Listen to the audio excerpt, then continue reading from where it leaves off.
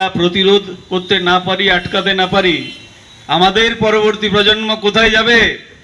দণ্ডকারণ্য গেছিল 1971 সালে, 65 সালে কন্ধমাল গেছিল, উড়িষ্যার মরুভূমি, ছিটে ফোঁটা বৃষ্টি হয় না, বাধ্য হয়ে বাঙালি বাংলাদেশ থেকে উৎপাদিত হয়ে নিজের ধর্ম, সংস্কৃতি, জীবন, মহিলাদের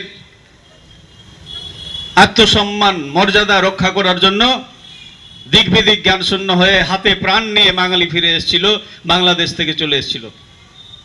আচ্ছা, আমরা কি এই প্রশ্নটা তাদেরকে করতে পারি না? যে সমস্ত মানুষ, সেই যে কমিউনিস্ট যারা বলেন যে আমরা সেকুলার, ভারতবর্ষ ভাগ হয়েছিল কমিউনাল লাইনে, এটা তো ইতিহাস। আমি বললেই সেটা সত্য হবে, রাজনীতির লোক আবির্বাবু বললেই সত্য হবে তা তো নয়। ইতিহাসে লিপিবদ্ধ রয়েছে যে কমিউনাল লাইনে ভারতবর্ষ ভাগ হয়েছিল। আজকে আমরা যদি বলি, রাষ্ট্রবাদী মানুষেরা যদি বলি যে এই হিন্দুস্তান হিন্দুদের জন্য আর পাকিস্তান পাকিস্তানিদের জন্য, এটা কি আমরা কিছু বাড়িয়ে বলি? এটা কি অতিশয়োক্তি? ইতিহাস কি তাই বলে নাকি? তাহলে এই হিন্দুদের জন্য একখণ্ড বাংলাদেশের, অবিভক্ত বাংলাদেশের একখণ্ড ডক্টর শ্যামাপ্রসাদের কৃতিত্বে আমরা পেয়েছি। আমরা শান্তিতে দুদণ্ড শ্বাস নিতে পারছি, শান্তিতে। এই যে আলোচনা করছি, এই আলোচনা কি বাংলাদেশে আজকে সম্ভব? যেখানে দীপুচন্দ্র দাসের কাহিনী আমরা জানি সোশ্যাল মিডিয়ার সৌজন্যে, সম্ভব নয়। তাহলে এই সম্ভব যেটা হয়েছে আজকে, সেটার জন্য all credit goes to doctor late Shyamaprasad Mukhopadhyay. এখন আজকে কথা হবে যে এই যে ৭৯তম বছরে ভারত স্বাধীন হয়েছে 47-এ, ৭৯তম বছর, তাই তো শ্রমিক বাবু? ৭৯ বছর পর আমরা পশ্চিমবঙ্গের জন্মদিন পালন করছি ঘটা করে। পশ্চিমবঙ্গ সরকার আমাদের বিদ্যালয় শিক্ষা বিভাগ, কলেজ শিক্ষা বিভাগ, ইউনিভার্সিটিতে নির্দেশ দিয়েছেন যে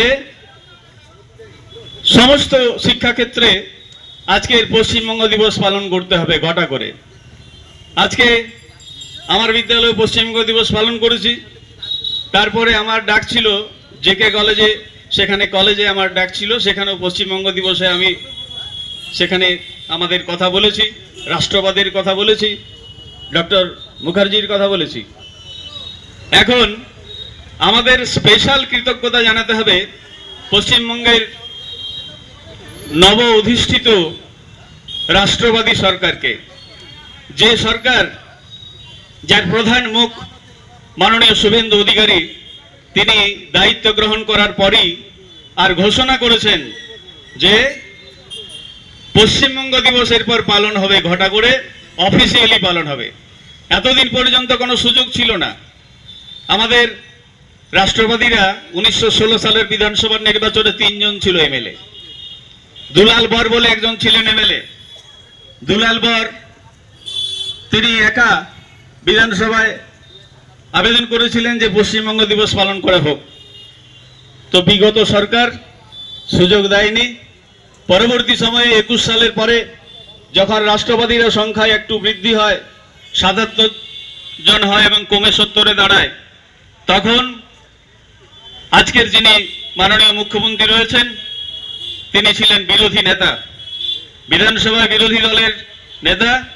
তিনি আর ময়দানের যে শ্যামাপ্রসাদ মুখার্জির স্ট্যাচু রয়েছে, সেখানে প্রত্যেক বছর আজকের দিনটিতে শ্যামাপ্রসাদকে পুষ্পার্ঘ দিয়েছেন এবং রাষ্ট্রবাদী যে এমএলএ যারা, তারা কিন্তু এটা দিনটা পালন করেছেন শ্রদ্ধার সঙ্গে। তাহলে রাষ্ট্রবাদীরা শুরু করেছে 14 সাল থেকে শুরু করেছে। আনুষ্ঠানিকভাবে অফিসিয়ালি সেই সুযোগ ছিল না।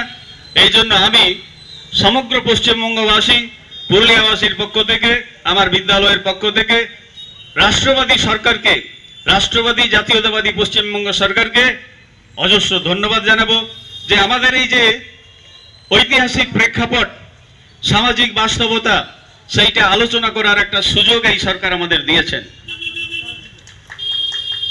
এই সরকারকে, এই রাষ্ট্রবাদী সরকারকে সাধুবাদ জানানোর ভাষা আমাদের নেই। এই জন্য আমরা বাঙালি, আর আমাদের যে অস্তিত্ব, সেই অস্তিত্ব আজকে বিপন্নতার দোরগোড়ায় পৌঁছে গেছিল। কিন্তু একটা ইউটার্ন বাঙালি নিয়েছে, কারণ পিঠ থেকে গেলে মানুষ ফিরে দাঁড়ায়।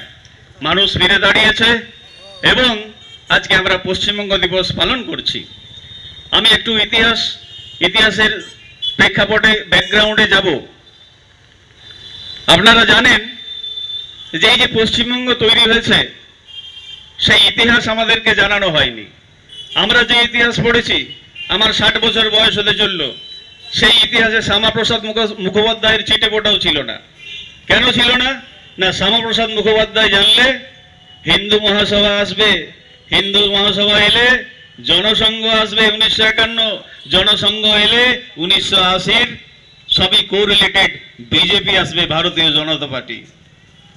অতএব এই চেনটাকে কেটে দাও। শ্যামাপ্রসাদকে এই চেনটা কেটে দিলে জনসংঘও আসবে না, তার আগে হিন্দু মহাসভাও আসবে না, আর বিজেপি তো আসবেই না। সেই শ্যামাপ্রসাদ মুখোপাধ্যায় আর লড়াই করলেন, পাশে কাউকে পাননি। কিন্তু ইতিহাসের একটা, আমরা যদি বলি যে গডেস অফ হিস্ট্রি, তাহলে সেটা ছিল, এবং শ্যামাপ্রসাদ মুখোপাধ্যায়ের প্রতি প্রসন্ন হয়েছিলেন গডেস অফ হিস্ট্রি। শ্যামাপ্রসাদ যখন ঘুরে বেড়াচ্ছেন চারদিকে, হিন্দুদের এই যে অত্যাচার হিন্দুদের উপর 50 বছর ধরে, 1947 সালে দেশ শাসন হলে কি, স্বাধীন হলে কি হবে, তার আগে 50 বছর ধরে সারা ভারতবর্ষে বিক্ষিপ্তভাবে হিন্দুদের উপর আক্রমণ নেমে এসছে। আর তখন কংগ্রেস কি করেছে? কংগ্রেস অ্যাপিজমেন্টের লাইন নিয়েছে। মহাত্মা গান্ধী বরেণ্য ভারত সন্তান, কিন্তু বলতে দ্বিধা নেই, তিনি ছিলেন ফাউন্টেন হেড অফ অ্যাপিজমেন্ট। যারা ইতিহাসের ছাত্র আছেন, যারা ইতিহাস পড়েছেন, জানেন 7 সমুদ্র 13 নদী পারের তুরস্কের যে আন্তর্জাতিক একটা ঘটনা, খলিফার অপমান, সেইটাকে খিলাফত আন্দোলন, শৌকত আলী, মোহাম্মদ আলী, আলী ভ্রাতৃদ্বয় যে আন্দোলন নেমেছিলেন, তাদের সেই অধিকার আছে মুসলিমদের খিলাফত আন্দোলন করার, কিন্তু সেই খিলাফত আন্দোলনকে জাতীয় আন্দোলনে যুক্ত করলেন। ইন্টারেস্ট কি ছিল? কোনো ইন্টারেস্ট ছিল? জাতীয় আন্দোলনের কোনো উপকার হয়েছে? ব্রিটিশদের কিছু বিপত্ত করা গেছে? কিছুই যায়নি। কেন এনেছে? না, মুসলিম জনগণ সেই সময় কংগ্রেস ছেড়ে মুসলিম লীগে যোগ দিচ্ছে। তাহলে কি হবে? মুসলিমদের তুষ্টিকরণের মাধ্যমে কংগ্রেসে মুখ ফেরাতে হবে, কংগ্রেসে ধরে রাখতে হবে। তার ফলে কি হলো? একদিকে ব্রিটিশ রাজ হিন্দুদেরকে অসম্মান করছে, হিন্দুদেরকে পিছনের সারিতে ঠেলে দিচ্ছে মুসলিম তুষ্টিকরণের মাধ্যমে, আর অন্যদিকে কংগ্রেস, সেও মুসলিম তুষ্টিকরণ পলিসি নিয়েছে, আর হিন্দুরা দিশেহারা। এমন একটা সময়, আর 1915 সালে এলাহাবাদের মহাকুম্ভ, সেখানে বেনারস হিন্দু ইউনিভার্সিটির প্রতিষ্ঠাতা পণ্ডিত মদন মোহন মালব্য আর হিন্দু মহাসভা তৈরি করলেন। আমার লেফটিস্ট বন্ধুরা বলেন যে মুসলিম লীগ, দেশ বিভাগ, এগুলোর জন্য দায়ী নাকি হিন্দু মহাসভা। তা আমি একটু ইতিহাসের ক্রোনোলজিটা তাদের দেখতে বলবো, যে মুসলিম লীগ তৈরি হয়েছিল 1906 সালে ঢাকায়, আর হিন্দু মহাসভা তৈরি হলো 1915 সালে। তাহলে কোনটা আগে কোনটা পরে? যখন হিন্দুরা কোনোভাবেই কোনো সাপোর্ট পাচ্ছে না, রাজনৈতিক দল কংগ্রেস থেকেও পাচ্ছে না, ইংরেজদের থেকেও পাচ্ছে না, তখন বাধ্য হয়ে হিন্দুদের হোপ অ্যান্ড অ্যাসপিরেশন, হিন্দুদের দাবি দেওয়া, আশা আকাঙ্ক্ষা মেটানোর জন্য একটা মঞ্চ তৈরি হলো, যার নাম হিন্দু মহাসভা। এই মহাসভার পরে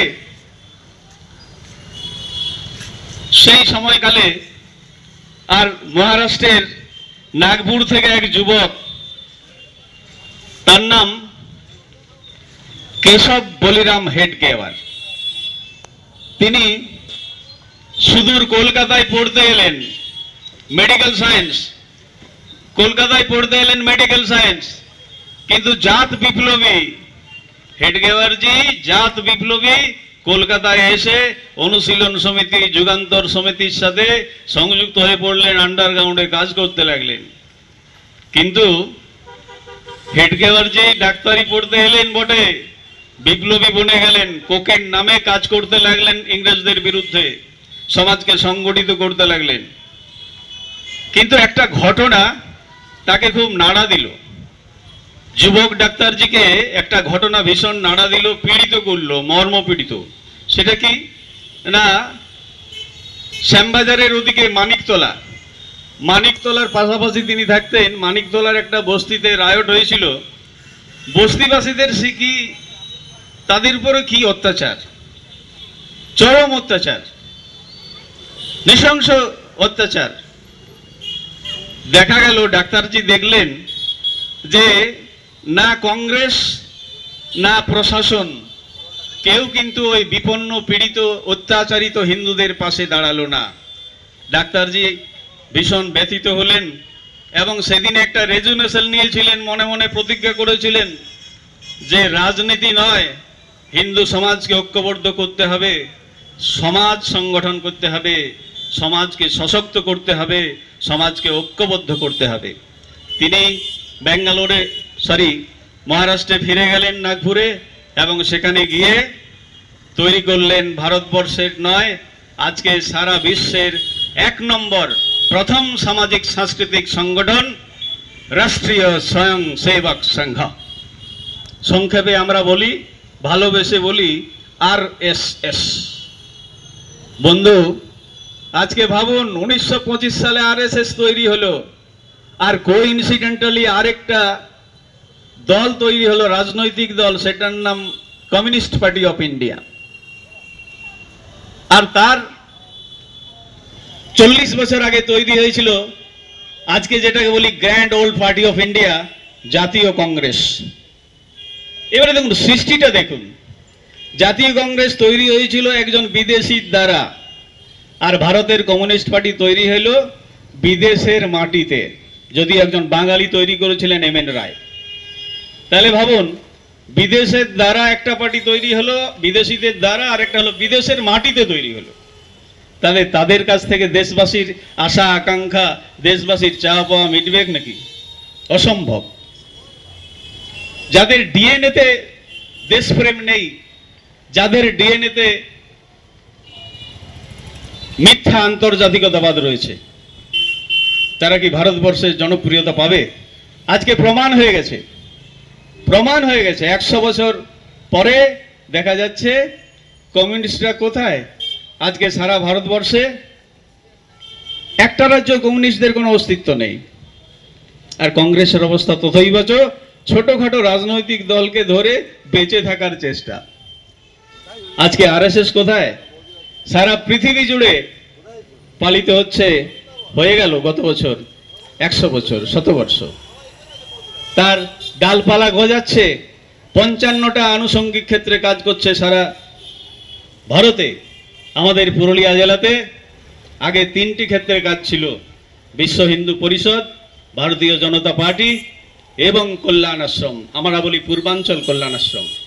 বর্তমানে আরও 5টি ক্ষেত্রে, পুরুলিয়াতে সর্বমোট 8টি ক্ষেত্রে, আনুষঙ্গিক ক্ষেত্রে RSS কাজ করে চলেছে। অজস্র শাখা তৈরি হয়েছে, অজস্র মিলন চলছে, মণ্ডলী চলছে। আজকে এই যে জাতীয়তাবাদের যে লহর, এই লহর কি একদিনে হয়েছে নাকি? এই লহর কি একটা মানুষের কাজ নাকি?